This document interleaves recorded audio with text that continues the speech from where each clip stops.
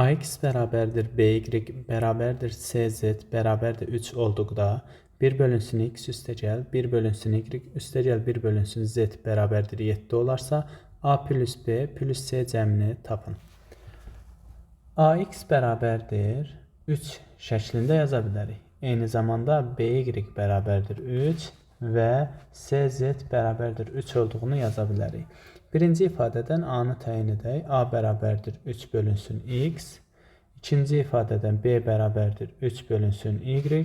Üçüncüdən isə C bərabərdir 3 bölünsün Z yaza bilərik. Bizə lazım olan ifadə A üstəgəlinsin B üstəgəlinsin C cəmini tapmalıdır ki, A-nın qiymətini 3 bölünsün X-i, B-nin qiyməti 3 bölünsün Y-i və C-nin qiyməti 3 bölünsün Z-i yerinə yazaq. 3-ü ortaq vuruq kimi mötərizə xaricinə çıxarsaq, 1 bölünsün X, üstəgəlinsin 1 bölünsün Y, üstəgəl 1 bölünsün Z ifadəsini alarıq.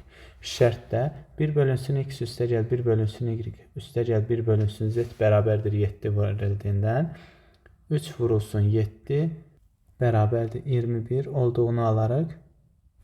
Yəni A üstəgəl B üstəgəl C bərabərdir 21 olar.